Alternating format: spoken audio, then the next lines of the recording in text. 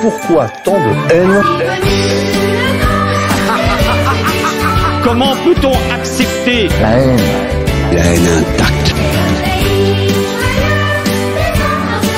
La vengeance et la haine. Ce n'est pas acceptable. Je vous demande de vous arrêter. Taisez-vous! Pourquoi tant de haine?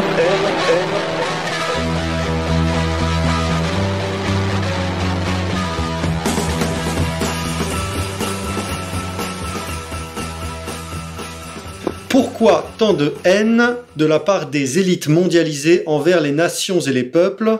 Qu'est-ce que la grande réinitialisation connue aussi sous le nom de Great Reset que ces élites promettent à des peuples de plus en plus malmenés, déclassés, aliénés? C'est la question qu'aujourd'hui nous posons, nous, c'est-à-dire Yann Purdom, directeur de ERFM, et moi-même. Yann, comment vas-tu? Je vais très bien. Bonjour à tous. Salut Lounès, c'est un vrai plaisir d'être avec toi. Qu'est-ce que le Great Reset? C'est donc la question que nous posons à nos deux invités du jour, Marc-Gabriel Draghi et Modeste Schwartz.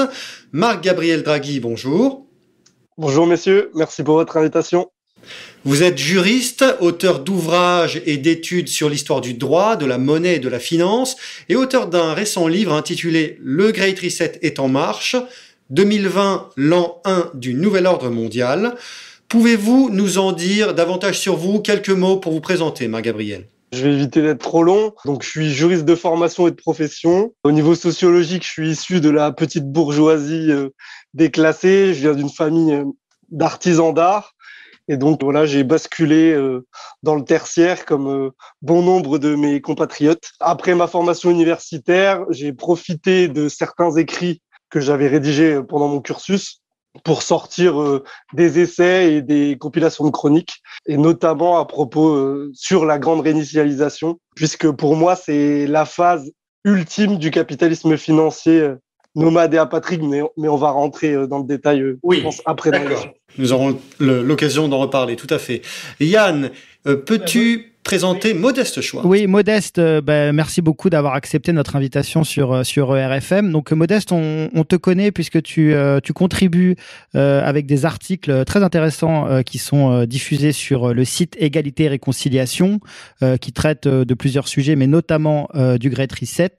Tu es un ancien élève de l'École normale supérieure, tu es linguiste, traducteur, et tu vis actuellement en Hongrie et tu as passé quelques années en Roumanie. Tu es l'auteur de 2 ouvrages aux éditions Culture et Racines, Yin, l'Occident comme cunicratie, et sorti en 2020, et Le magicien de Davos, vérité et mensonge de la grande réinitialisation, sorti en 2021, qui sera, à mon avis, l'ouvrage que nous allons traiter lors de cette émission. Bonjour Modeste, merci d'être avec nous. Est-ce que tu as quelque chose à rajouter à cette présentation ?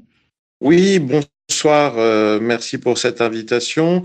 Un petit ajout, la liste des publications apparemment n'est pas à jour. J'en suis en fait à mon 3e ouvrage aux éditions Culture et Racines. Le 3e étant paru fin août de cette année, fin août 2022, sous le titre de Covid ou Covid, selon, enfin tout K-O-V-I-D. Et constituant le 3e tome en fait d'une trilogie qui commence par les ouvrages que tu viens de mentionner, Yin et Le magicien de Davos. Je pense que ce soir, effectivement, vu la thématique de la soirée, c'est surtout au magicien de Davos qui conviendra de renvoyer éventuellement les auditeurs. Très bien, messieurs. Entrons tout de suite dans le vif du sujet avec cette première question, ce premier thème que nous voulons évoquer ici. L'époque actuelle, disons l'époque dans laquelle nous sommes depuis la fin de l'année 2019 peut-être, peut faire penser, par certains aspects, aux approches de l'an 1000, décrits par les historiens comme une ère de flottement, d'incertitude, de peur. Mais comme il y a des récentistes dans la salle, on pourra aussi évoquer plus simplement le début du XVIe siècle, temps de grande peur métaphysique, moment où le développement de l'imprimerie répand la raison contre la foi et où la sensibilité religieuse commune se divise. Actuellement, nous sommes dans des temps, paraît-il, de transhumanisme, d'hommes augmentés, ce genre de choses que pourrait permettre, entre autres, un prétendu Great Reset. Et plus prosaïquement, on peut voir aussi ce Great Reset comme une guerre sans guerre, c'est-à-dire un moment où il y a soudain une hausse des prix, des difficultés d'approvisionnement, des rumeurs anxiogènes, et puis pour contrer ces rumeurs, une propagande grossière des États et de la presse. Sous cet angle, le Great Reset peut aussi ressembler à un New Deal. D'ailleurs, on parle souvent de Green Deal comme sous-partie de ce Great Reset. C'est-à-dire en fait la reprise en main de l'économie par une instance située en quelque sorte au-dessus de l'économie. Messieurs, pouvons-nous avoir votre éclairage sur ces points que j'évoque ici brièvement? Marc Gabriel peut-être d'abord, puis ensuite nous aurons Modeste Schwartz. Oui, merci Jeunesse. Moi, en fait, plus simplement, je pourrais définir la grande réinitialisation comme le programme politique de l'hyperclasse qui vise à la réification ultime de la personne humaine et de sa condition. En fait, pour moi, on est dans alors l'histoire n'est pas forcément linéaire, mais on peut voir ça par période ou par cycle. Mais je pense que si parce que vous avez fait le parallèle avec l'an 1000, donc ça me parle un peu si on traite du pape de l'an 1000 qui était Gerbert d'Aurillac. Moi, dans mes écrits, je fais toujours le parallèle avec un peu la phase ésotérique, enfin l'aspect ésotérique, pardon, de la grande réinitialisation. Je l'assimile à une poussée alchimique, une application politique en fait de doctrine alchimique. Et on le voit, il y a une tentative de la part de l'hyperclasse, alors qui est symbolisée par le VRP du Forum économique mondial, qui est Klaus Schwab, mais qui n'est pas évidemment pas la tête de la pyramide. Il y a plein d'institutions et de personnes derrière. Et la grande réinitialisation, pour moi, principalement, elle vise à changer la condition humaine. Donc, je l'ai dit avec la réification, il y a des écrits de Jacques Attali, notamment un ouvrage comme Une brève histoire de l'avenir, mais une multitude d'ouvrages de la part de Jacques Attali qui expliquent bien ce que l'homme va connaître dans les prochaines décennies. Et on pourrait aussi, pour synthétiser les objectifs de la grande réinitialisation, citer le travail de Yuval Noah Harari, Homo Deus, qui vise à transformer l'homme aussi bien en quantité qu'en qualité et en faire un homme-dieu ou un homme-chose. Donc, vous l'avez évoqué à travers le Green New Deal, l'agenda vert, le développement durable, mais aussi la grande dépression 2.0 qu'on voit arriver à travers l'hyperinflation, les ruptures des chaînes d'approvisionnement, l'effondrement organisé ou pas du marché mondial, une restructuration de la mondialisation. On voit que derrière, il y a un projet de transformation, en tout cas de la condition humaine. Et pour nous, on va dire européens et occidentaux favorisés, ça va se voir très rapidement dans les prochaines semaines, voire dans les prochains mois, puisqu'on va voir notre condition matérielle se dégrader fortement, puisque c'est l'objectif premier dans les différentes étapes, c'est de sacrifier l'Europe, comme ça l'a été plusieurs fois à travers les guerres. Donc, comme vous l'avez dit, Lounès Darbois, vous avez parlé de guerre sans la guerre. En fait, pour moi, on est clairement rentré dans une troisième guerre mondiale. Et en fait, cette guerre mondiale, c'est une guerre contre les peuples.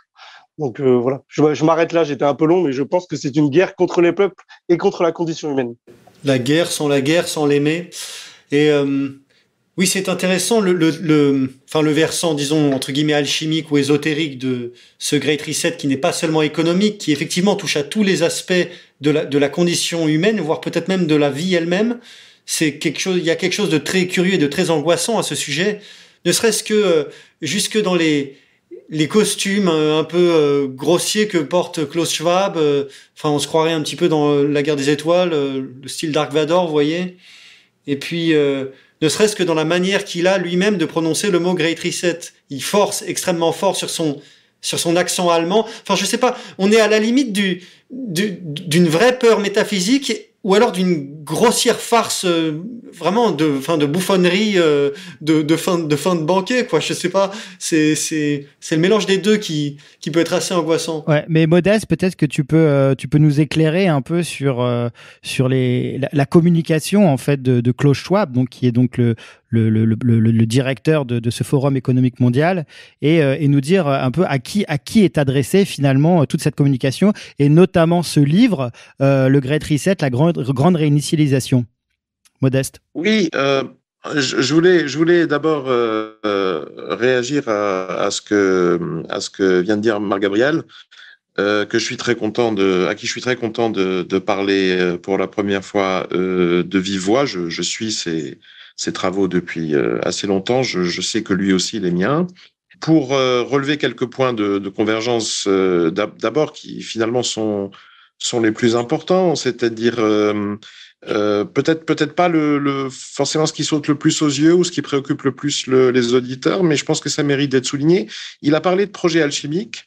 Je parle pour ma part, là pour le coup plutôt dans mon troisième volume, dans Que vide, de racines manichéennes de cette idéologie de Davos. Et finalement c'est un peu la même chose parce que à une échelle théologique ou philosophique, disons, il y a une base commune finalement qui est la gnose. Donc visiblement on tire comme disent les Espagnols, on tire dans la même direction. C'est déjà une bonne chose. Quand je l'ai entendu dire que il y a une guerre mondiale en cours, là je serais pas tout à fait d'accord, mais heureusement il a aussitôt ajouté et que c'est une guerre contre les peuples. Et là du coup ça devient de mon point de vue extrêmement vrai. C'est-à-dire que pour ma part, j'ai tendance depuis déjà plus d'un an à considérer que on vit en ce moment un moment de mise en parenthèse, un moment de stand-by de la géopolitique. C'est-à-dire que la géopolitique n'est en ce moment, à mon avis, pas effective pour une raison simple, qui est l'émergence de la caste. Marc-Gabriel Draghi a évoqué la notion d'hyperclasse avant, c'est un autre nom qu'on peut lui donner. En tout cas, il est bien clair qu'il existe désormais une caste mondiale, ce qui ne veut pas dire d'ailleurs que c'est une organisation pyramidale, que quelqu'un au centre donne des ordres que tout le monde va exécuter. Mais en tout cas, des gens qui se reconnaissent indépendamment, en dépit d'une relativement grande diversité d'origines ethniques, confessionnelles, etc., mais qui se reconnaissent finalement comme appartenant à une caste. Et d'ailleurs, ce qui est anthropologiquement défini avant tout une caste, c'est l'endogamie. Et effectivement, vu le précipice même anthropologique qui est en train de s'approfondir entre cette caste et le reste de l'humanité, la définition anthropologique est parfaitement applicable. Et cette caste a aussi une idéologie, en réalité plusieurs idéologies. C'est-à-dire, si vous allez trouver un membre de cette caste qui appartient aux hautes sphères du Parti communiste chinois, l'une de ces idéologies, c'est l'idéologie commune à la caste, donc celle d'appartenir à une élite éclairée qui va mener l'humanité vers je ne sais quoi, etc. L'autre, c'est le marxisme-léninisme dans sa version néo-post-maoïste chinoise, etc., etc. Si vous allez regarder Bill Gates, ce sera encore une autre histoire, etc., etc. Bon, mais il y a chez chacun, on va quand même trouver, à mon avis, au moins une des idéologies opérantes qui est commune à l'ensemble de la caste. Et donc, on a l'immanence et on a l'objectif et le subjectif, c'est-à-dire la réalité d'un groupe social et la conscience, au moins partielle, qu'il a de lui-même dans son unité et que n'ont pas les autres castes. C'est-à-dire que nous aussi, Marc Gabriel s'est présenté avant en parlant de ses origines sociales. Je suis pas contre. Je pense aussi que cette vieille question de d'où parles-tu, camarade, reste tout à fait valable. Et donc j'y réponds à mon tour. Je suis enfant d'enseignants qui étaient eux-mêmes enseignants de paysans et d'ouvriers.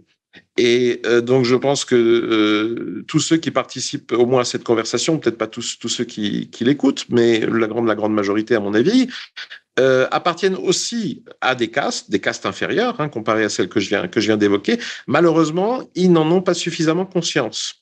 Et c'est pourquoi la guerre menée par cette caste au reste de l'humanité, parce que c'est une guerre de domination, est généralement mal comprise, mal analysée, entre autres parce qu'on lui surimpose généralement les filtres de cette science qui, pour moi, pour l'instant, est une science du passé, qui est la géopolitique. Je ne dis pas que la géopolitique ne pourrait pas réapparaître à un moment sur le devant de la scène historique. Je dis juste que pour l'instant, comme le montre assez bien la pseudo-guerre ukrainienne entre des gens qui en réalité ne veulent absolument pas se faire la guerre, la géopolitique n'est pas opérante. C'est-à-dire que face à un choix crucial donné, entre les intérêts d'un bloc de pouvoir, le bloc américain, le bloc russe, etc., et les intérêts de la caste, eh bien les intérêts de la caste passeront toujours devant.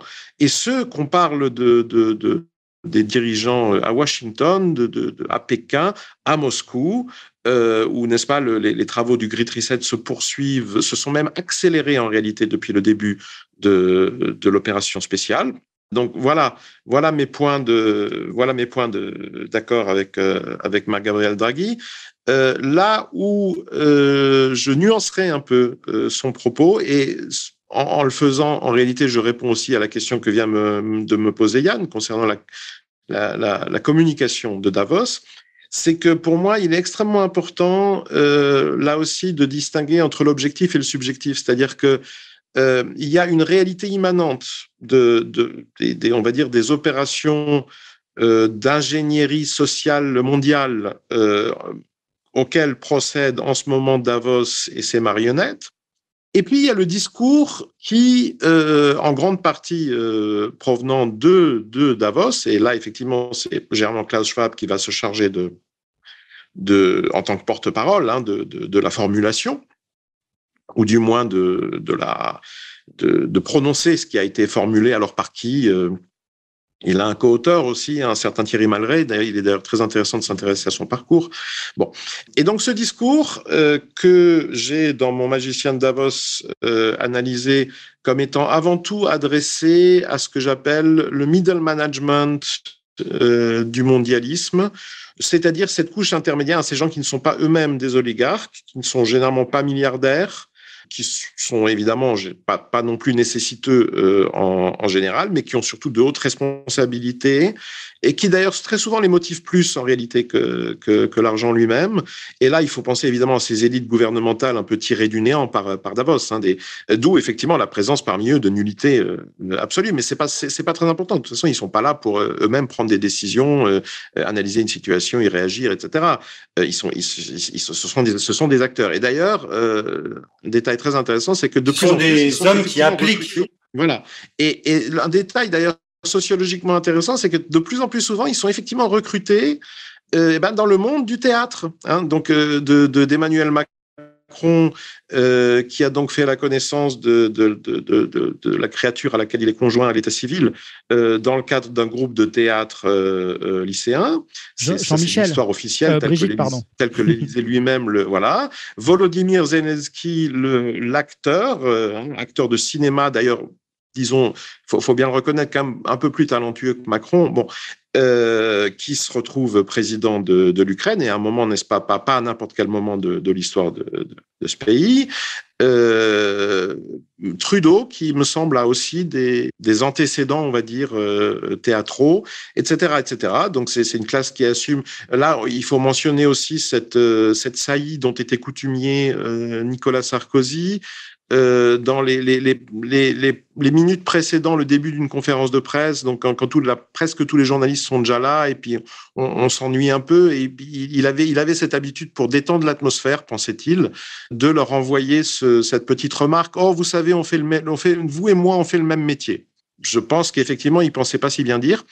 Et donc tout ça pour dire que il y a ce discours donc de Davos qui en réalité est avant tout là pour fournir des éléments de langage à cette middle class, à ce corps des officiers, disons, du mondialisme en action, qui est à la tête, finalement, de la plupart des institutions dont on hérite maintenant au moment de la mort des États-nations démocratiques, donc que ce soit des gouvernements, le sommet des pyramides académiques, les rectorats d'universités, les préfectures de police, et évidemment, last but not least, cette autre très haute bureaucratie qui est le conseil d'administration des très grandes entreprises. Marc-Gabriel, tu veux réagir à ça ? Oui, globalement, c'est pas globalement, je suis profondément d'accord avec ce que vient de dire Modeste Schwartz. Et moi, je me nourris du travail de Modeste Schwartz. Après, on s'arrêtera là pour les amabilités, mais je trouve que c'est celui qui a produit le meilleur ouvrage sur la grande réinitialisation à travers son Magicien de Davos. Et il précisera peut-être sur la nuance à adopter par rapport à la gnose et à l'alchimie, mais tout simplement sur la phase dans laquelle on se trouve, donc qui est qui est la phase 2 de la grande réinitialisation. Donc on est en post-Covid, hein. Donc il y a eu une gigantesque opération mise en place. D'ailleurs, il faudra qu'on en parle et il faudra que vous nous expliquiez tous les deux en quoi c'était central pour le Forum économique mondial et pour le projet Great Reset. En fait, là, on est pour moi dans la phase 2, voire 3, c'est-à-dire du grand récit, puisqu'on est passé à une phase dans la phase, parce que Schwab, n'oublions pas, a sorti un livre fin 2021 qui fait un peu suite à son Great Reset de juillet 2020, qu'il a appelé le grand récit pour un avenir meilleur. J'en profite pour faire ma promotion également, puisque je sors un livre là, depuis la semaine dernière qui s'intitule La grande narration vers la mort des nations, où je reprends le thème de Klaus Schwab, sauf que j'explique, on va dire, je tente d'expliquer l'application dans la douleur de la grande réinitialisation et ses conséquences. Et pour répondre juste sur le côté, oui, je suis totalement d'accord, c'est en fait des éléments de langage qui s'adressent à une certaine classe de management. Alors je me souviens jamais des mots anglais, mais des decision maker. C'est des gens en fait qui sont là pour exécuter, comme l'a très bien dit Lounès Darbois ou toi, Yann. On pourrait les appeler les collabos aussi. Les collabos, les exécutants, les Young Global Leaders. ou les idiots utiles, parce que pas sûr qu'ils fassent partie du projet in fine. Hein. Surtout s'il y a une colère après derrière, ce sera malheureusement pour eux peut-être les premiers à prendre. Exactement. Juste pour préciser sur la guerre, parce que je pense que l'explication de Modeste Schwartz et la nuance est importante. Quand je dis guerre mondiale, en fait, moi, par principe, je pense que les guerres mondiales n'ont jamais été faites au profit ou au détriment des nations. Les guerres mondiales, première, deuxième, et peut-être la troisième bientôt, où sommes-nous peut-être dedans déjà. Pour moi, elles ont toujours été faites contre les peuples, au détriment des nations. C'est justement pour cela qu'on les appelle guerres mondiales. Et elles ont toujours bénéficié à une petite entité ou à un petit groupe de personnes. Donc c'est pour ça que je préfère le préciser, parce que comme Modeste Schwartz a très justement dit que la géopolitique qui était peut-être une science du passé, parce que en l'état des événements actuels, on ne peut qu'adhérer à cette constatation. Je pense que on est dans la guerre contre les peuples, et comme j'en profite d'être sur ERFM et déjà de remercier ER pour le travail qui est effectué maintenant depuis plusieurs années et décennies, et c'est bien sur cette antenne où on peut dire justement qu'il y a un projet de gouvernance globale, je l'ai déjà répété plusieurs fois, de gouvernance globale, et la seule manière potentielle de s'en sortir, ce sera une révolte des nations. Donc, je pense que vous voyez à quoi je fais référence. Et donc, c'est évidemment le but de la grande réinitialisation, c'est d'imposer pour moi un système alchimique et en fait un ordre inversé. Donc Modeste Schwartz ira peut-être plus loin, puisque il a le fond de pensée qui permet de bien cibler les périodes. Voilà, je sais que dans son nouveau livre il découpe bien justement la fin de l'Occident ou les morceaux.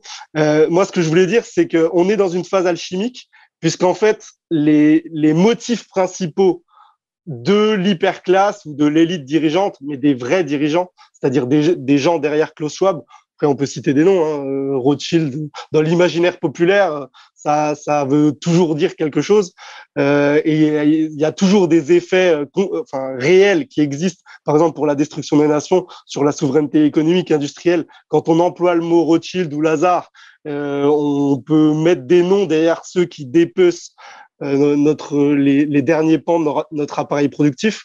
Donc, ce que je voulais dire, c'est qu'en fait, sur la phase alchimique, nos élites ont pour objectif de nous imposer notamment la fin de la monnaie ou une nouvelle conception de l'argent qui a déjà été transmutée à travers les siècles, puisqu'on est passé d'une monnaie en pièces d'argent, métal et or à des espèces papier, puis à de la monnaie scripturale. Et pour moi, on y reviendra peut-être, même si c'est pas un élément, c'est plus un élément technique, mais c'est quand même fondamental, puisque ça va nous faire basculer dans une autre ère que moi je nomme dataïsme, c'est-à-dire le big data, l'ère du big data, c'est les monnaies numériques de banque centrale.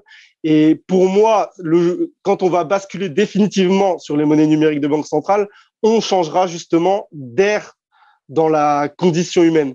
Et cet objectif, qui était l'objectif des alchimistes au Moyen-Âge et à la Renaissance, c'est-à-dire la transmutation des métaux pour parvenir à la richesse ultime et la concentration, puisqu'en fait, quand on crée l'or et l'argent, on est au même niveau que le grand pourvoyeur, c'est-à-dire le créateur. C'est le but de nos dirigeants, puisque le jour où la data deviendra la monnaie, ils auront le contrôle absolu. On reviendra un peu au servage.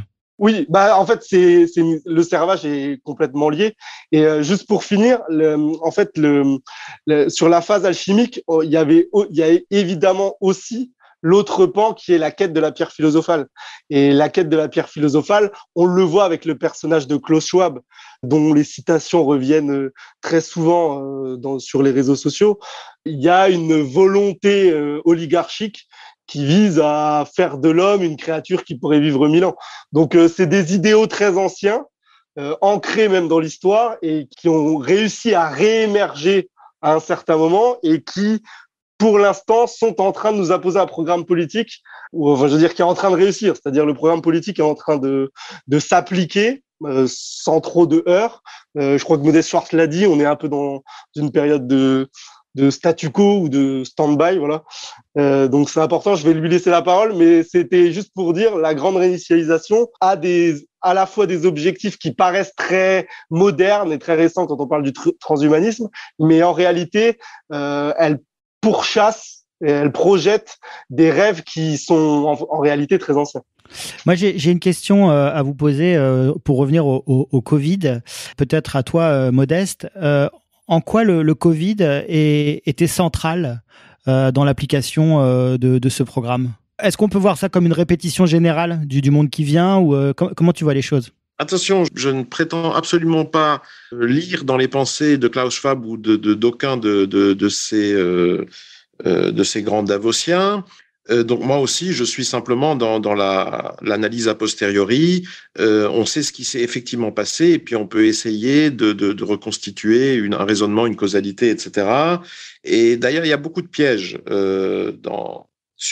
qui balisent le chemin de ce genre de raisonnement. J'espère pouvoir y revenir parce que je pense que c'est important. Et donc, de mon côté, avec mes instruments, mais qui sont ceux de tout le monde, j'aurais tendance à dire que tout ce qu'on peut dire du covidisme, c'est que ça a été le premier chapitre. En quoi est-ce qu'il était essentiel de commencer par ça ? Oui, j'ai entendu souvent dire, et ça peut être, oui, je pense qu'il y a du vrai dedans, que ça a pu constituer un grand test grandeur nature des limites de ces techniques d'ingénierie sociale, de domestication, de manipulation, etc. Effectivement, il y a du challenge. Créer une pandémie purement hologrammatique, une peste noire, mais que par exemple les chiffres démographiques ne reflètent absolument pas.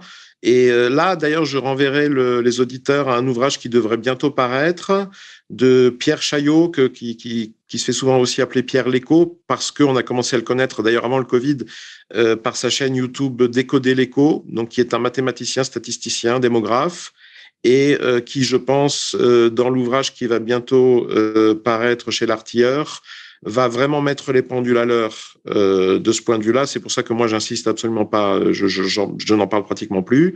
Le fait est que, et donc je renvoie à cet ouvrage de Pierre Chaillot, ils ont quand même réussi à créer une pandémie, une peste noire, purement hologrammatique, c'est-à-dire que les gens sont encore convaincus d'avoir échappé à un truc qui, encore une fois, je parle moi absolument pas de virus, d'épidémiologie, de trucs comme ça, d'un point de vue strictement de santé publique, c'est-à-dire de démographie, n'a jamais existé.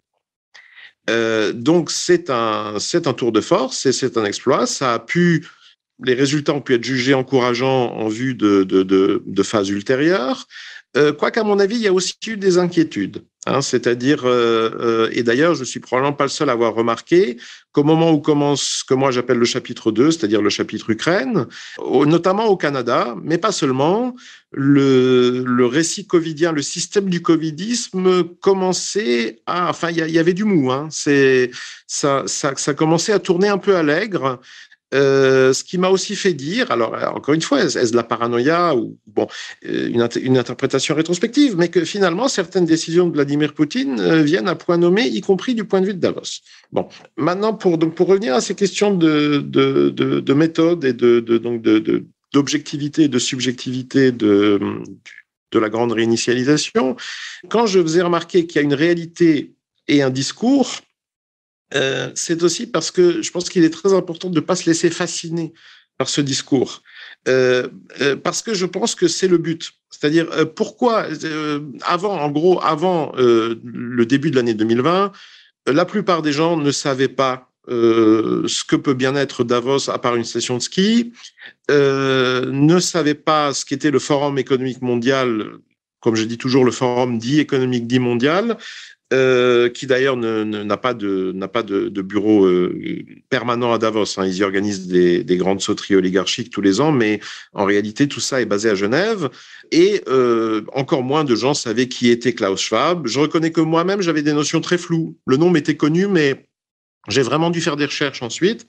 Bon, donc il y a eu une décision du Forum économique mondial et de Klaus Schwab personnellement de se visibiliser à partir du début de l'an 2020, et je pense qu'elle a été en grande partie dictée par cette volonté justement d'exploiter un effet de sidération. C'est-à-dire que en montrant au grand jour, et là vous avez évoqué ces fameuses tenues, je pense que ça aussi c'est un choix. Finalement, insuffler, suggérer l'idée que tout ça est acté. En réalité, qu'il y a une sorte de... Oui, c'est ça, c'est le thème du théâtre, on est toujours dans le théâtre. Voilà, et donc de créer une espèce de fatalisme, à la fois en projetant dans le futur des choses qui en réalité existent déjà depuis très longtemps. Là, je vais donner deux exemples. On parle du gouvernement mondial. Alors, à part les naïfs qui s'imaginent qu'un beau jour, tous ces gens-là vont se réunir quelque part, je sais pas, peut-être à Jérusalem, enfin, et puis déclarer en grande pompe, alors ça n'arrivera évidemment jamais, ne serait-ce que parce qu'ils ne se font pas suffisamment confiance, à mon avis, les uns aux autres. Bon, je sais pas si vous avez remarqué, mais Bill Gates n'a pas déménagé en Chine. À mon avis, il s'en gardera bien. Donc, bon. Donc ça n'arrivera pas. Et si en revanche, on essaye de voir ce que peut réellement désigner une expression comme gouvernement mondial, eh ben, en réalité, ça existe depuis très, très longtemps. Quand Henry Kissinger, qui a été le mentor, le parrain de Klaus Schwab, lui met au début des années 70 le pied à l'étrier au moment de la création de cette ONG d'un type un peu spécial qui est le Forum économique mondial, Klaus Schwab est pratiquement inconnu. C'est un encore relativement jeune ingénieur allemand vivant en Suisse, qui a aussi fait des études de management, qui va finir par enseigner le management à l'université de Genève. Donc, il crée cette espèce d'ONG là et fait son premier grand oligarchique, sa première grande sauterie, donc la première réunion de Davos, je crois 1971, enfin je peux me tromper d'un an ou deux. Et dès la première édition, vous avez, pour le dire grosso modo, vous avez la moitié des dirigeants politiques et économiques, au moins de l'Occident, qui s'y présentent. Alors, essayez-vous de faire ça, à fonder une ONG, ça vous pouvez, c'est pas si difficile que ça, et puis envoyer des invitations aux diverses chancelleries, etc. Vous verrez le résultat. Bon, donc, évidemment, on va pas continuer à faire de la fausse naïveté. C'est le carnet d'adresses de Kissinger qu'on trouve là derrière, et le carnet d'adresses de Kissinger, d'une certaine manière, c'est déjà le gouvernement mondial. Donc, s'imaginer des gouvernements mondiaux dans l'avenir, alors que finalement, ça existe au moins depuis la fin des années 60, vous voyez, et que ça a finalement été d'ailleurs officialisé d'une certaine manière à la fin des années 60, parce que jusque-là, on pouvait se dire, finalement, des gouvernements mondiaux, il y en a au moins deux. Il y en a un occidental capitaliste, etc., et puis il y en a un oriental communiste, marxiste, que sais-je. Et puis, ils s'aiment pas, ils Ils sont dans une démarche de destruction mutuelle. Oui, mais ce qu'avait déjà suggéré la crise hongroise de 1956 a été à ce moment-là confirmé, donc fin des années 60, par la crise des missiles de Cuba, c'est-à-dire le moment où finalement ils ont officialisé donc cette fameuse logique de la dissuasion, c'est-à-dire que fondamentalement il y aura jamais de guerre entre ces deux blocs, donc on attend simplement l'événement qui permettra leur fusion. Cet événement a été l'effondrement de l'Union soviétique. Donc ça, c'est un exemple de ces illusions. Je pense que Davos veut créer, c'est-à-dire de donner l'impression que des choses qui en réalité sont assez anciennes, mais sont en réalité des espèces de météorites qui, depuis le futur, fondent sur nous à une vitesse astronomique et de façon tout à fait imparable. Un autre exemple peut-être encore plus terre à terre, on parlait de monnaie avant. Alors le fameux euro numérique, le rouble numérique, le yuan numérique, etc. Tout ça évidemment sous la nouvelle forme de monnaie, donc CBDC, monnaie crypto-monnaie de banque centrale. Quand vous écoutez un peu les spécialistes, les experts, des gens qui sont dans entre autres les crypto-monnaies, etc. Mais pas seulement, hein, aussi simplement des experts du milieu bancaire, mais ils vous expliquent, mais attendez, mais l'euro numérique, mais on l'a depuis plus d'une décennie. Parce que quand vous êtes dans le B2B, vous êtes entre entreprises et surtout à l'international, mais ça fait des années, ça fait des décennies que vous voyez plus jamais de cash. Ça n'existe pas. Oui, mais là, excuse-moi, Modeste, là c'est un peu différent parce que là, la notion de Bitcoin. J'y viens. J'y viens. Bien sûr que c'est différent. C'est ce que je suis en train de dire. C'est-à-dire que en réalité, il vous parle sans arrêt de numérisation, de CBDC, il vous parle de technologie, alors qu'en réalité, ces technologies on les utilise déjà depuis longtemps. Hein, si vous allez dans les pays du Nord, scandinaves, baltes, Finlande, etc., l'usage de l'argent liquide, ça fait déjà très longtemps qu'il y est assez marginal. Et donc, tout le truc, c'est la technique des prestidigitateurs. C'est-à-dire, ils vous agitent un chiffon technologique. Regardez, c'est l'évolution technologique, c'est la digitalisation, etc. Mais derrière, il y a quoi? Il y a le contrôle d'échange. Il y a la monnaie, si vous voulez, qui est assortie de restrictions concernant sa circulation et son usage. Et ça, c'est le système soviétique. Moi, j'ai vécu dans des pays post-soviétiques. J'ai parlé à des gens qui ont plus de 50 ans aujourd'hui, donc qui se souviennent mais vous savez, la plupart des gens, des citoyens soviétiques, avaient de l'argent. Ils avaient d'ailleurs du cash chez eux, ça leur faisait une belle jambe, de l'argent sur des comptes en banque. Hein, il y avait des banques en Union soviétique. Oui, mais ça leur servait à rien parce qu'ils étaient dans une société du rationnement généralisé, parce qu'ils n'avaient pas le droit de sortir ces roubles. Ils étaient contingentés. Marc-Gabriel Draghi, et donc est-ce qu'on peut voir donc ce Forum économique mondial comme un collectivisme oligarchisme, un néo-marxisme qui aurait donc pour but la domination d'une élite sur le peuple? Oui, tout à fait. Je vais répondre oui très simplement, et je vais encore une fois souscrire à ce qui a été dit par Modeste Schwartz. En fait, le Forum économique mondial, c'est le capitalisme des parties prenantes des stakeholders. C'est ce qu'on appelle le stakeholder capitalisme, hein, c'est ça. Oui, et le capitalisme inclusif, le partenariat public-privé.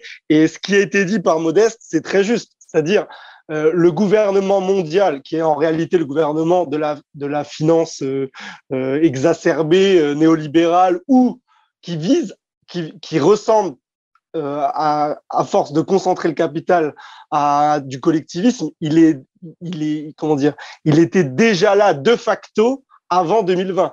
Par contre, comme ça a été dit, je pense qu'il y a une volonté oligarchique de mettre en avant le Forum économique mondial. Moi, personnellement, je connaissais le Forum économique mondial avant la crise covidienne, on va dire, mais je le dis de manière... Je ne connaissais pas Klaus Schwab. C'est-à-dire, quand le Great Reset, on a entendu parler de son livre, j'ai découvert le personnage. Le Forum économique mondial était connu, mais le VRP du Forum économique mondial, non. Et ce que je veux dire, c'est que oui, il y a pour moi c'est une fusion du pire du libéralisme ou du néolibéralisme avec le communisme. Voilà. Merci Marc-Gabriel pour ces analyses. Je suis désolé de vous couper, mais comme le temps presse, il faut qu'on voit aussi d'autres points. Et je voudrais simplement proposer à nos auditeurs qui seraient intéressés par ces thèmes-là, notamment par le thème que vous évoquez, Marc-Gabriel, le thème du narratif, de l'application d'un texte en fait de théâtre sur une scène qui serait la fausse politique, la vraie se situant encore derrière le deuxième rideau. Vous pouvez, chers auditeurs, vous intéresser à un livre comme le meurtre du pasteur de Benny Lévy, ancien chef d'extrême gauche Pierre Victor, qui portait le pseudonyme de Pierre Victor. C'est un livre qui prévoit l'inanité à venir de la vision politique du monde. C'est un livre écrit au début des années 2000. Et on pourrait évoquer aussi par exemple le parcours de Ronald Reagan, ancien acteur de cinéma devenu homme politique de premier plan. Ou encore le film The Ghostwriter de Roman Polanski, film à clé sur la fonction réelle de Tony Blair lors par exemple de la dernière guerre d'Irak, dans lequel le Premier ministre britannique est recruté par des services étrangers par l'entremise d'un professeur d'université ressemblant étrangement à Henry Kissinger. Il est recruté où? Dans un club de théâtre. Dans le club de théâtre de son université. Toute coïncidence avec des faits réels serait purement fortuite. Bien. Messieurs, je voudrais que nous évoquions maintenant la grande réinitialisation. C'est tellement difficile à dire en français que c'est peut-être pour ça qu'on dit Great Reset. Ça va plus vite. Et puis le globish, finalement, serait aussi amené lui aussi à régner sur nous, peut-être. Dieu nous en préserve. Sous l'angle de la vie quotidienne du petit peuple, disons. Deux phénomènes majeurs sont rapportés récemment, à savoir que les jeunes ne veulent plus travailler, le modèle économique du salariat ne leur convient pas, en termes de discipline, en termes d'emploi du temps, etc. Et les adultes font, eux, ce qu'on appelle la grande démission, aussi appelée quiet quitting ou alors great resignation. Et on voit dans des entreprises de plus en plus tertiarisées, soumises au distanciel, au provisoire et au changeant, un appétit peut-être moindre à gagner de l'argent pour des travailleurs. Qu'est-ce que signifie gagner de l'argent? Puisque pour des gens qui ne peuvent même plus avoir l'espoir, même après 30 ans de travail, d'être propriétaires, et qui vont en plus gagner de moins en moins du fait de la dévaluation des monnaies. Ainsi, on n'est ni propriétaire de ses moyens de production, ni de son moyen de logement, ni de son moyen de déplacement, puisqu'on est passé du transport à la mobilité. On pourrait s'intéresser aussi à ce thème de la mobilité qui, à terme, empêche, qui va forcer tout le monde à louer un moyen de déplacement. On n'est pas non plus copropriétaire de son pays, puisqu'on est par la carte d'identité à égalité avec le premier migrant venu. Et pour tous ces gens, enfin, fonder une famille, quel sens cela peut-il avoir aujourd'hui? C'est la fameuse phrase de Klaus Schwab, vous ne posséderez rien et vous serez heureux. Voilà, je ne sais pas pourquoi on s'empresse de préciser et vous serez heureux, vous inquiétez pas. Ouais. Pourquoi on se demande pourquoi les deux choses sont la même phrase. Et fonder une famille, qu'est-ce que ça peut signifier aujourd'hui? La fonder sur quel socle solide? Quelle vision durable du monde? Enfin, la fondation d'une famille est indissociable d'une vision religieuse du monde. Raison pour laquelle cette vision allant en s'étiolant, on fait monter le mariage homo et des unions qui portent de moins en moins de sens. Bon. Et enfin, la coexistence de cette vie très, très rude et très, très absurde, très cynique finalement pour des petites gens, la vie qu'on leur propose très cynique, coexistence de ce mode de vie avec les fortunes des influenceurs sur TikTok, par exemple, qui, en une vidéo de 10 secondes, vont gagner des milliers, des dizaines de milliers, peut-être plus d'euros. Ou alors des joueurs de poker, vous voyez, ce genre de choses. Enfin, des fortunes bâties très rapidement sur peu de choses, des espèces de fortunes miraculeuses comme ça. On dévalorise la valeur travail. On la dévalorise et on démoralise aussi le travailleur dans tous les sens du terme. On lui retire sa morale. Et ceci allant de pair avec, d'un autre côté, à côté de l'entreprise, l'emprise de l'État, de plus en plus croissante avec les normes, par exemple dans la restauration. Essayez de lancer un restaurant aujourd'hui. Les impôts, etc. Grande emprise sur l'individu, mais impuissance de l'État, par contre, à protéger cet individu, ce qui était le rôle premier de l'État, à protéger cet individu, notamment par la stabilité monétaire, ou par la sécurité dans les rues, ou par la garde des emplois dans la nation, ce genre de choses. Ainsi, est-ce qu'il y a une grande démission? Eh bien, les travailleurs, finalement, en quittant leurs emplois d'une manière ou d'une autre, croient agir, mais ils sont agis. Il y a une grande démission par la grande démoralisation pour la grande réinitialisation, finalement. Et on pourrait dire que le système licencie les travailleurs un petit peu par démission, en quelque sorte, puisqu'ils sont devenus inutiles. Je voudrais vous entendre, messieurs, sur ce thème, sur le thème, finalement, de la grande réinitialisation vécue par les petites gens. Qu'est-ce que cela implique dans leur vie quotidienne, dans leur vie concrète? Modeste. Oui, je suis désolé, je suis pas un spécialiste des petites gens. Je suis plutôt un marginal, disons, c'est pas que je fréquente vraiment la haute, même plutôt souvent le contraire. Mais enfin, en tout cas, l'homme du quotidien, notamment en France où j'ai plus vécu depuis 25 ans, non, je suis pas vraiment habilité à me prononcer. Mais dans votre question, je remarque un thème intéressant, une structure intéressante. Mais évidemment, je reviens à mon dada. La démobilisation, disons, y compris morale, etc., comme conséquence de la grande réinitialisation des menées de Davos en général. J'aurais tendance à dire que c'est en grande partie aussi le contraire. C'est-à-dire que justement, ce que Davos veut faire croire, et quand je parlais de la visibilisation de Davos à partir du début de l'année 2020, je pense qu'un des objectifs, c'est de se montrer conquérant. C'est-à-dire de susciter ce qui est pour moi une illusion cette oligarchie toute-puissante qui maintenant a décidé, qui maintenant n'a plus peur de personne et qui du coup va à visage découvert réformer le monde jusque dans ses fondements biologiques et autres fadaises. Bon, à mon avis, c'est exactement le contraire qui s'est passé. À mon avis, les mois et les quelques années précédant le début des opérations de Great Reset sont au contraire le moment où cette oligarchie a eu le plus peur, pratiquement depuis qu'elle existe, qu'elle est syndiquée, au moins. Et peur de quoi? Eh ben, il suffit de repenser à 2008 pour le comprendre. Vous avez parmi ces blocs continentaux du monde actuel, vous avez deux blocs qui ont chacun un problème structurel assez différent l'un de l'autre d'ailleurs, mais des plus graves. Le bloc occidental, avant tout européen, c'est qu'il a accepté sa désindustrialisation. Et là encore, il faut se demander, entre la perte de la souveraineté, que ce soit la souveraineté populaire, la neutralisation des mécanismes démocratiques, etc., ou la souveraineté nationale, et la désindustrialisation, quel est le bon ordre de cause à conséquence? Est-ce vraiment l'ordre? Est-ce que c'est vraiment le politique qui a déterminé? Parce que, est-ce que c'est vraiment l'économique? Parce qu'évidemment, en désindustrialisant, en délocalisant, on fait des profits, etc. Oui, certes. Mais souvenons-nous, qu'est-ce qui motivait aussi énormément les délocalisés, et continue d'ailleurs à les motiver? C'est le fait que le travailleur occidental est syndiqué.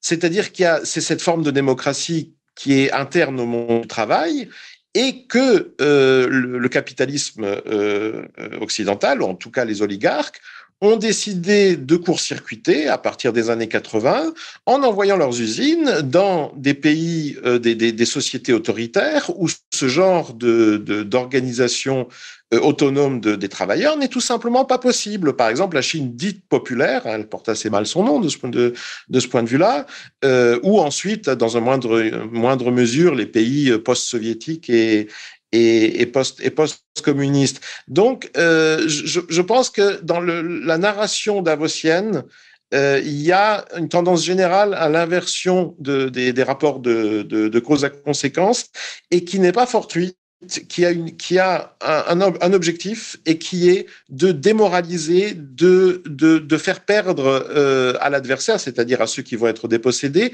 toute combativité. En d'autres termes, au moins du point de vue, au moins si on s'intéresse à la partie occidentale de cette oligarchie, si on va regarder du côté de la Russie ou de la Chine, les choses seront un peu différentes. Mais si on pense à la partie occidentale de Davos, le projet pour moi, le projet de la grande réinitialisation, c'est faire la révolution pour éviter de la subir. Parce qu'effectivement, ils ont désindustrialisé. Alors, c'est parfait. Ça a permis de neutraliser la démocratie économique en maximisant les profits. Oui, mais du coup, la puissance des monnaies occidentales occidentale est très vite devenue une illusion. Une sorte d'anachronisme maintenu artificiellement par d'un côté des banques centrales occidentales qui s'endettent et de l'autre une Chine qui, comme Trump l'avait très bien relevé, a pratiqué un dumping monétaire, a volontairement maintenu le yuan à des niveaux inférieurs à sa valeur réelle. Or, tout ça, évidemment, les arbres ne poussent pas jusqu'au ciel. Tout ça ne pouvait pas se poursuivre pour l'éternité. Donc, il fallait bien s'attendre, et croyez-moi, les gens, les experts, les têtes pensantes de Davos s'y attendaient parfaitement, à ce qu'un jour, disons, les comptes soient épurés et que se produise ce que moi, j'ai pris l'habitude d'appeler le grand réajustement. Et le grand réajustement, quand on pense à ses conséquences sociales et politiques possibles, eh bien, croyez-moi, pour les gens de Davos, c'était un cauchemar. Et donc, ils se sont dit, au lieu d'attendre que le grand réajustement nous tombe dessus, c'est-à-dire au lieu de subir la révolution, on va faire la grande réinitialisation, c'est-à-dire faire la révolution, et évidemment, en faisant battre tambour pour que tout le monde comprenne bien que c'est nous qui sommes là-dedans actifs, qui sommes les agents, qui sommes dans la manœuvre, qui sommes conquérants, qui n'avons peur de rien, etc. Alors que, fondamentalement, je pense qu'ils sont terrifiés. Ouais. Vous voyez Marc, Gabriel... je vais essayer de répondre et de rebondir parce que je pense que la question que vous avez posée, elle est très très bonne. Quelle est la conséquence pour les masses déclassées ou futurement déclassées, quelle est la conséquence? Et ça a été dit par Modeste Schwartz. En fait, c'est la question de la peur derrière. Derrière la grande démission, il y a aussi la perte de sens. Et comme l'a dit Modeste, il y a une volonté oligarchique de dire vous avez perdu, c'est inéluctable. On va vous imposer le monde d'après, ce fameux monde d'après. Et justement, on voit que le système ne tient que par la peur et l'obéissance de quelques-uns. Mais les conséquences de la grande démission aux États-Unis, qui s'est un peu moins vue, il faut le dire, en Europe et en tout cas en France, mais on le voit, il y a une perte de sens dans le travail. En fait, là, il y a des et d'ailleurs l'oligarchie en tire profit. Parce qu'en fait, des fois, la perte de sens conduit aussi à des voies de garage, c'est-à-dire les tiny house, ne plus consommer, travailler beaucoup pour accumuler des biens inutiles, ce qui est fondamentalement pas faux, mais elle en profite pour envoyer les gens dans des voies de garage. Et ce que je veux dire, c'est que cette perte de sens davosienne, elle est imposée par l'oligarchie, puisqu'elle veut que les gens ne croient plus dans les rapports hommes-femmes, c'est-à-dire c'est pour ça que l'agenda wokiste, woke, je sais pas comment on peut l'appeler, est en train d'accélérer, c'est-à-dire parce qu'en fait l'objectif final ça reste la dépopulation, c'est-à-dire qu'on soit moins nombreux sur le gâteau, puisqu'on va potentiellement, alors est-ce que ça sera le cas, on va sûrement être remplacé par des machines. Et Marc-Gabriel, vous mettez le doigt exactement sur la question, en fait, sur le sujet, qui est, je sais pas, peut-être qu'on pourrait appeler ça de la méta-économie, je ne sais pas.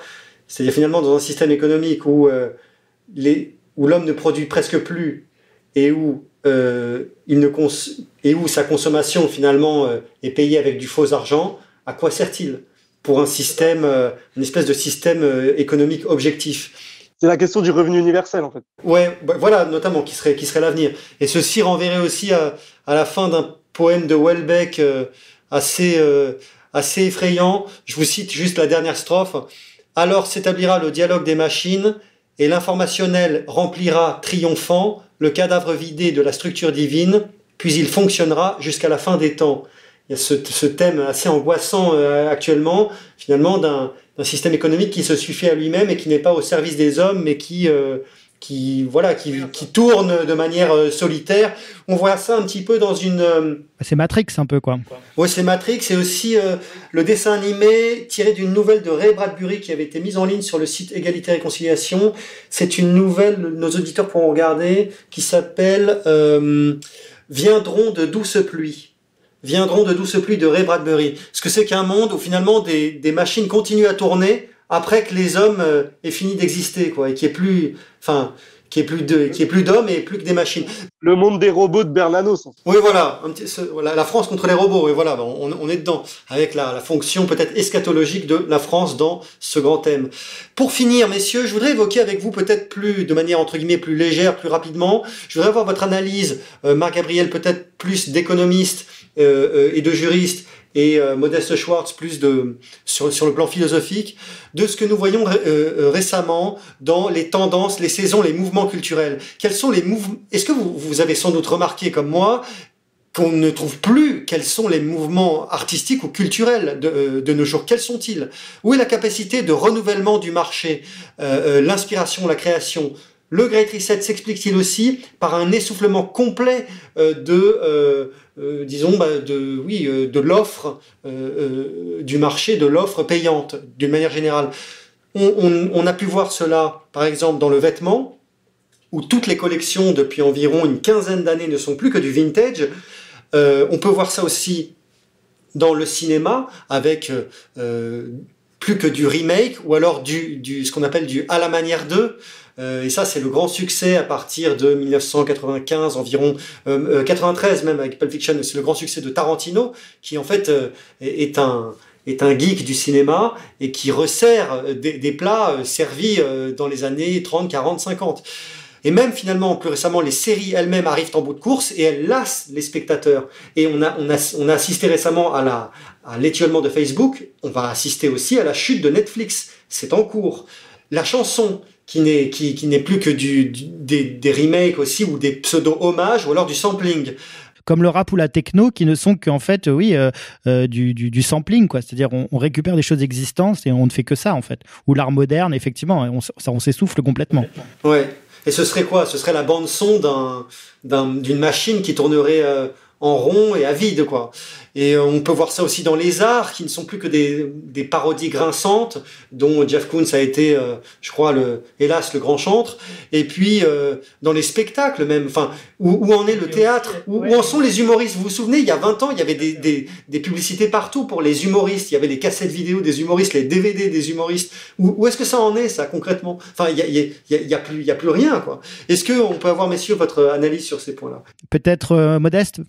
Écoutez, là pour le coup, je vais probablement être un peu plus dérangeant ou conflictuel ou désagréable, parce que moi, je pense que vous venez au contraire d'administrer la démonstration, probablement sans en être conscient, du fait que non, je dirais la machine spectaculaire n'est pas tout à fait en bout de course. Parce que certes, on va dire dans le marais, on va dire des gens qui finalement se posent pas beaucoup de questions métaphysiques, même politiques, etc. Qui vivent un peu au jour le jour et ont besoin d'un peu de divertissement de temps en temps. Il y a peut-être, oui, une certaine stagnation, c'est possible, mais enfin, finalement, est-ce qu'il n'y en avait pas déjà? Est-ce que c'est tellement nouveau que ça? Et en revanche, quand on va regarder on va dire la partie un peu inquiète de la société dont vous êtes, je pense, d'assez bons représentants, à tous les sens de l'adjectif bon, on se rend compte que si, il y a une poésie, il y a une fiction en cours. Vous vous rendez pas forcément compte de son caractère fictionnel, mais si vous voulez la petite rhapsodie sur thème apocalyptique à laquelle vous vous êtes livré avant, en citant, et c'est assez symptomatique, je dirais avant tout des poèmes et des films, donc Houellebecq, il y avait Bernanos aussi qui a aussi fait un peu d'essais, etc. D'accord. Enfin, avant tout des poèmes et des films. Et vous voyez, la culture occidentale, elle est bien vive parce que sa dernière forme, sa dernière expression, c'est celle-ci. C'est le fameux grand récit, pour citer effectivement le titre du dernier ouvrage du tandem Klaus Schwab, Thierry Malraux, auquel, même en fait, je dirais même surtout ceux qui... Ça ressemble un peu à une noce funéraire, tu vois ce que je veux dire? Oui, quand même. Enfin, c'est un film, le genre apocalyptique, Est-ce que l'enfer de Dante, c'est pas, est-ce que c'est pas de la littérature sous prétexte que c'est pas, enfin, je comprends pas. C'est du moment que c'est triste, c'est pas de l'art ou Non, mais c'est juste qu'on parle de culture de masse et qu'on n'est pas sur une culture de niche. Et donc, du coup, faire la promotion d'une non-culture ou d'une culture aussi pessimiste ne donne pas beaucoup d'optimisme pour l'avenir. C'est tout ce qu'on dit, hein. Mais la contradiction est la bienvenue, hein. Non, moi, je pense pas que l'art ou la haute culture ait jamais été particulièrement optimiste. L'optimisme étant avant tout, à mon avis, un symptôme de médiocrité intellectuelle.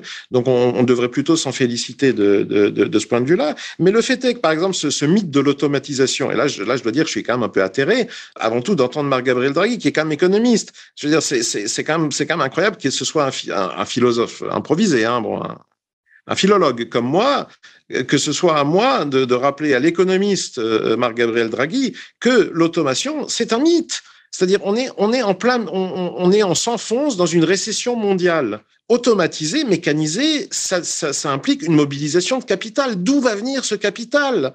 Alors qu'on ait automatisé, disons les fonctions du loufia, voyez, pour servir les boissons dans tel ou tel bar chic du centre de Séoul, où de toute façon le café est déjà à un tel prix que voilà. Alors qu'on puisse remplacer finalement des emplois, si vous voulez, à $3,000 du mois, et encore pas tous, par des machines qui du coup coûteront moins, je veux bien. Enfin.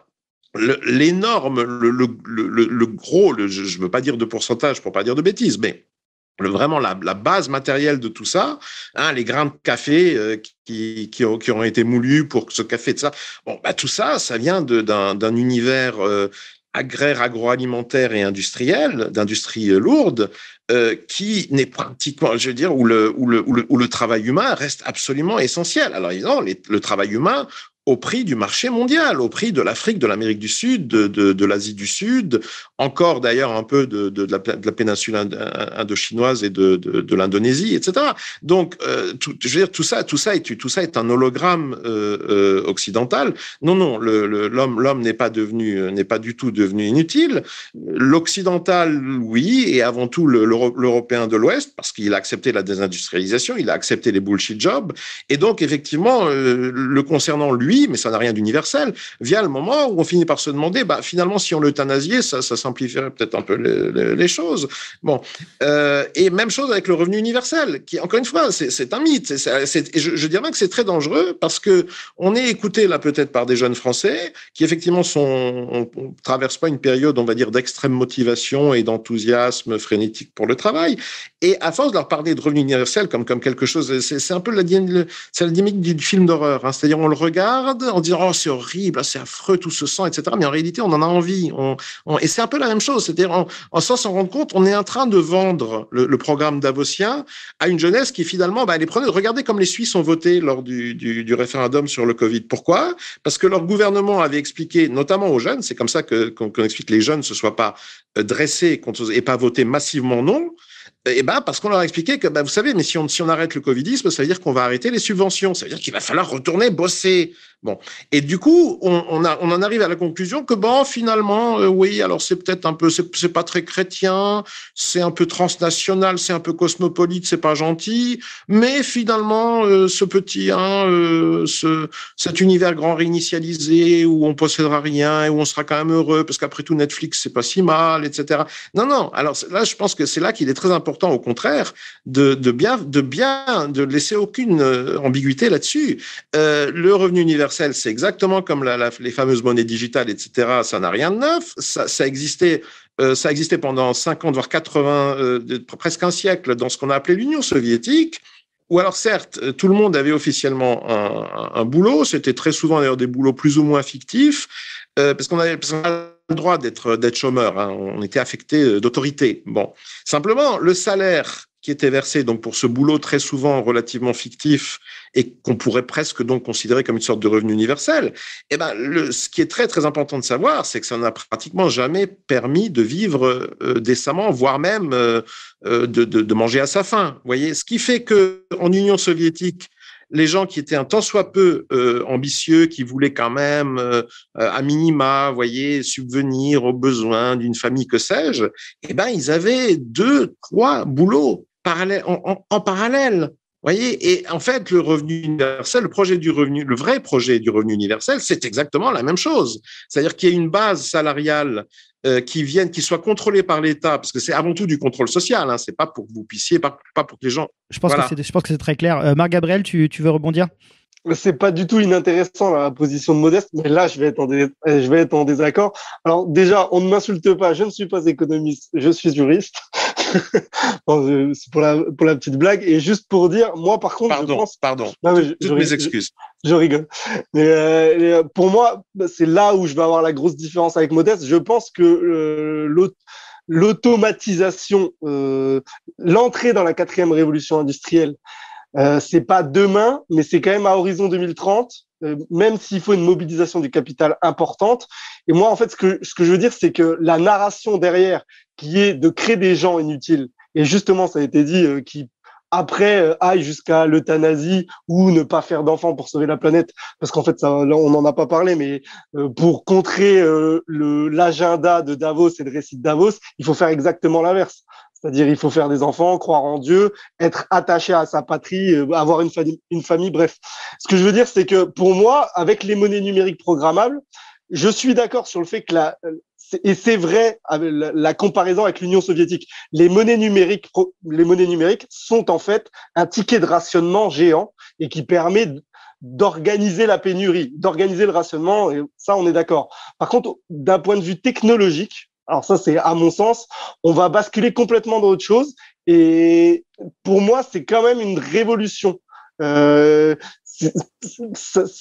va y avoir le fameux basculement qu'Emmanuel Macron nous promet et que Klaus Schwab le répète assez souvent. Il va avoir lieu quand il y aura l'adoption des monnaies numériques programmables, je le dis bien, parce qu'en fait, les monnaies numériques programmables avec les smart contracts, la blockchain, la traçabilité totale, et bien sûr que les monnaies numériques, elles existaient dans les échanges internationaux via SWIFT, parce que là même s'ils ont détruit SWIFT avec les wholesale CBDC, il y a l'enjeu fondamental, c'est les retail CBDC, c'est-à-dire les monnaies numériques programmables développées à l'individu, liées au crédit social et justement liées aussi à ce revenu universel. Je suis totalement d'accord quand Modeste Schwartz dit qu'en fait, c'est pas un revenu qui servira à, comment dire, même à subsister, ce sera même pas suffisant. Mais justement, pour moi, c'est clairement dans leur but. Ce sera peut-être juste un revenu qui permettra de se payer la dose de crack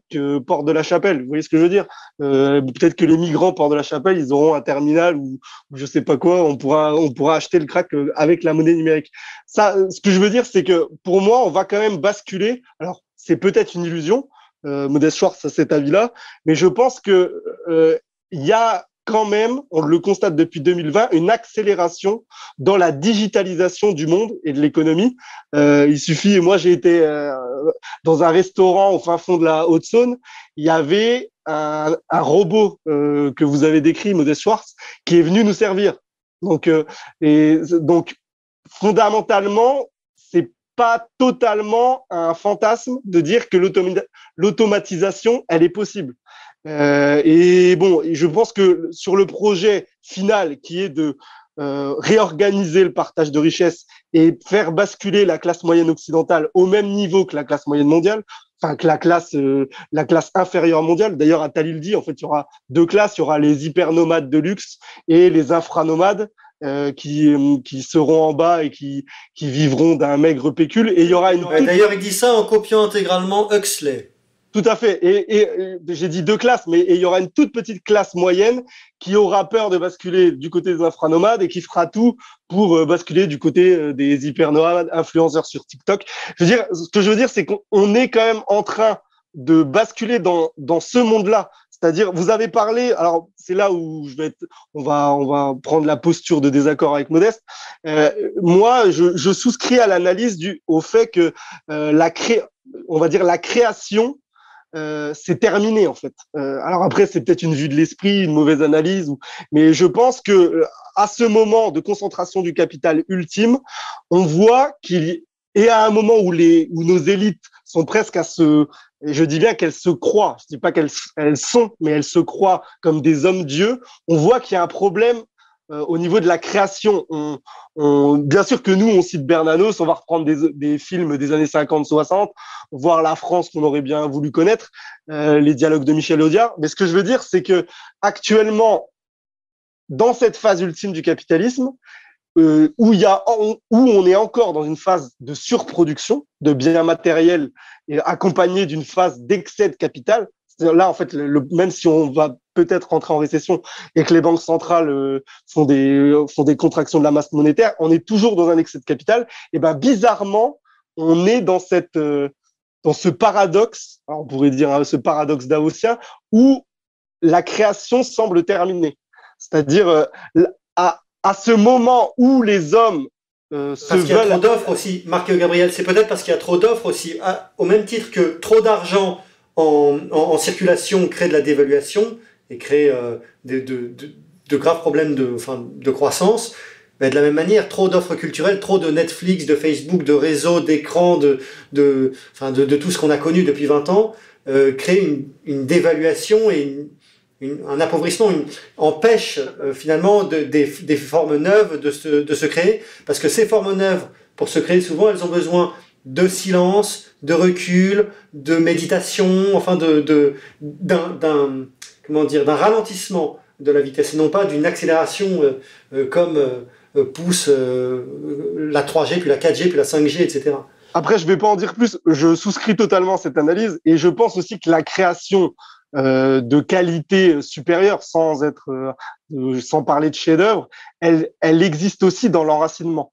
C'est-à-dire bon, après je vais pas aller au-delà, mais et justement l'enracinement, le temps lent, oui, d'accord. C'est ça, ce qui a été dit, la méditation, le temps lent, le temps de la réflexion, le temps de l'erreur, le temps de recommencer. Voilà, sur l'artisanat ou voilà, dans artistes, c'est des gens qui prennent le temps de se tromper, de refaire, de défaire. Bref, et je trouve que c'est très important parce que je termine juste sur une phrase. La grande réinitialisation, c'est aussi une volonté d'uniformiser le monde. C'est évidemment une illusion pour l'instant, ce que j'espère, ce qui n'arrivera pas, mais c'est une volonté de rendre l'humain, de faire de l'humain un objet commun. Voilà. Et donc après, il y a toutes les questions derrière d'immigration, de migration, d'identité qui viennent derrière. Mais dans cette phase-là, et ça a été dit en introduction, je terminerai là-dessus, où je crois que c'est Lounès Darwa qui l'a dit, on a à la fois peur et des fois on a à la fois envie de rigoler dans les thèmes qui sont lancés dans la grande réinitialisation, que ça soit sur le Covid, sur la guerre. C'est tellement absurde que des fois, quand on voit Zelensky ou les vaccins, ça nous fait à la fois peur, mais en fait, ça pourrait même très bien se terminer. Et je rejoins du coup Modest Schwartz, comme c'est une illusion, on pourrait s'apercevoir que les gens qui sont au-dessus sont des clowns et que les peuples finalement reviennent dans un immense éclat de rire à ce qui a fait, on va dire, la réalité de leur situation quotidienne, et que la grande réinitialisation se termine sur un échec. En fait. D'ailleurs, ce sont bien là les deux types de pièces de théâtre, c'est soit le drame, soit la comédie, dans la tradition en tout cas. Très bien, alors messieurs, on en a pris plein notre grade là, pendant une bonne heure. C'est pas rose, l'avenir dont nous parlons, bien que nous ne soyons pas prophètes, et nous ne connaissons pas l'avenir. Je vais vous soumettre un défi, c'est que, en guise de conclusion, vous allez simplement finir sur une note positive, sur des possibilités d'espérer, des notes d'espoir possibles et réelles quant à ce Great Reset que l'on nous annonce. Marc Gabriel. Oui, alors pour terminer, je veux dire qu'en fait, je pense que notre génération a une chance, et a peut-être la plus grande chance, en tout cas du 21e siècle, et peut-être même par rapport aux générations du 20e siècle, c'est qu'on a des informations à disposition. Alors après, est-ce qu'on aura la faculté de bien les traiter et d'en tirer profit? Ça, c'est autre chose. Et je pense que la période qu'on est en train de vivre, elle doit être galvanisante, puisqu'en fait, pour moi, la vie humaine ne mérite d'être vécue que s'il y a un combat. Et en effet, peut-être que d'autres vont avoir peur, et c'est d'ailleurs ce que les élites souhaitent, nous contrôler par la peur. Les lâches abandonneront ou partiront. Peut-être que nous échouerons. Mais ce qui compte, c'est d'être dans le combat. Et ce qui est sûr, c'est que celui qui ne combat pas a perdu d'avance. Donc, la grande réinitialisation, c'est un des grands défis de l'humanité, peut-être le grand défi de ce siècle. Et je pense que il faut pas voir ça comme quelque chose de noir, puisqu'en fait, c'est la possibilité de construire un avenir meilleur, comme le dirait Klaus Schwab, à notre avantage. Je dis bien ça aussi bien sur le plan individuel que collectif. Je pense fondamentalement que rien n'est perdu et que justement, par des livres ou des intellectuels comme Modeste Schwartz ou d'autres sur ER, le travail est fait depuis des années. On peut citer Alain Soral et tous ceux qui ont été promus par ce média ou par cette association. Félix Niche, Laurent Guyeno. C'est ça. Pierre Hillard, Youssef Indy, il y a Pierre Debrague, Lounès Darbois. Il y a quand même, je veux dire, la France n'est pas morte. Ou si elle est morte, peut-être que notre vocation future, c'est de ressusciter. Donc, ce que je veux dire, c'est qu'il ne faut pas s'enfoncer dans la peur et dans la tristesse ou dans la mélancolie. Les jours qui arrivent, certes, il faudra se battre. Peut-être se battre, peut-être nous perdrons, mais peut-être aussi nous réussirons. Donc voilà, on va lancer face au Great Reset la grande résistance, et c'est pas impossible que la grande résistance se mette en place. En tout cas, elle est déjà active dans certains pans de la population. Modeste Schwartz. Oui, alors bon, dans le registre de l'optimisme, j'ai pas la réputation d'être particulièrement performant, mais je vais essayer quand même. Donc la bonne nouvelle pour moi, c'est qu'effectivement la grande réinitialisation, au moins dans la mesure où on prend au sérieux ce qu'on devrait, à mon avis, s'abstenir de trop faire, mais dans la mesure où on prend au sérieux ce programme Schwabien, je pense pas que ça va marcher. Ça va peut-être marcher. Alors, c'est là que vient la mauvaise nouvelle, c'est que malheureusement, la partie du monde où ça a quand même le plus de chances de au moins tenir un certain temps avant de s'effondrer, malheureusement, c'est l'Europe occidentale. Et notamment le bloc France-Allemagne, Italie, voilà. L'Europe de Charlemagne. Bon. Modeste, on veut une note positive, hein. Modeste, très important. Voilà. Il faut une note positive. La note positive quand même, puisque bon, moi je suis pas mondialiste, mais enfin, en tout cas, je suis mondial, c'est-à-dire je vis, mais comme la plupart des gens qui nous écoutent, je pense dans le monde, en ce qui me concerne d'ailleurs même depuis un certain temps au-delà des frontières de la France. Et la note positive, c'est que finalement, que ce soit la grande réinitialisation, qu'on peut dire, disons, de la grande réinitialisation en général, ce qu'on a déjà pu observer maintenant déjà a posteriori à propos de son premier chapitre, c'est-à-dire que le covidisme, finalement, les pays qui ont vraiment appliqué à fond le programme covidiste, c'est si on prend, on va dire, la nomenclature de l'ONU, hein, le nombre d'États reconnus, etc., c'est une minorité de pays.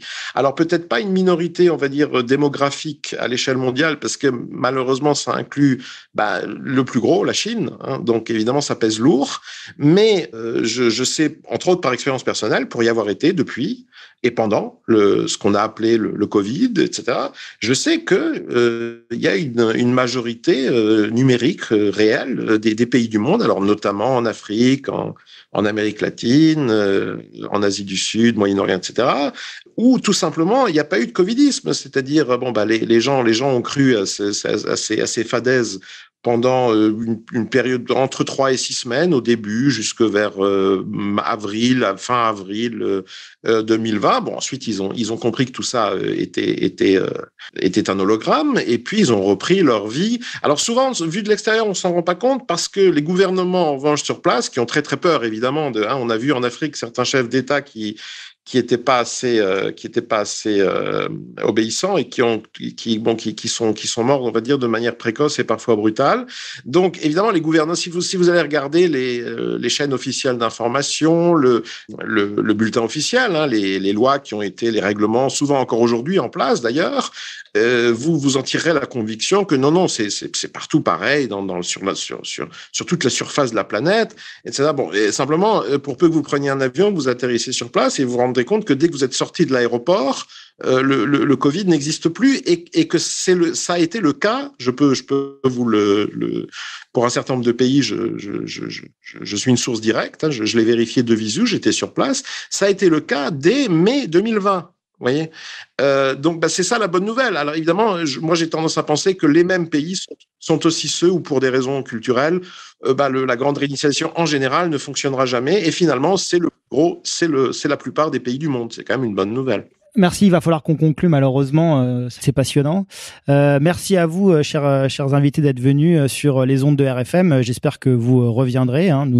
C'était un vrai plaisir d'avoir cet entretien avec vous et avec toi, Lounès. Bien sûr, et je dirais simplement à nos auditeurs de demeurer vigilants, parce que si la politique est devenue du théâtre, qui dit théâtre dit possible coup de théâtre.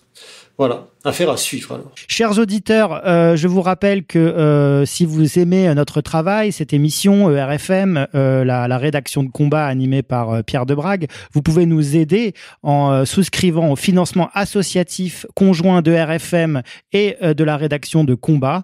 Vous pouvez nous donner un apport mensuel récurrent qui nous permet d'avoir une visibilité et nous permet justement de continuer le travail déjà présent et puis surtout de développer de nouveaux projets, d'avoir une nouvelle perspective. Le travail ne manque pas, surtout en ce moment, et je pense qu'avec cette émission, les choses sont encore plus claires. Voilà, donc on compte vraiment sur vous pour continuer le combat. Votre aide est vraiment très importante pour nous. Voilà. Merci à tous. Merci Lounès. Merci Yann. Merci à vous. Merci chers invités et à très bientôt sur les ondes de RFM. Salut. Pourquoi tant de haine? Comment peut-on accepter La haine intacte. La vengeance et la haine. Ce n'est pas acceptable. Je vous demande de vous arrêter. Pourquoi tant de haine?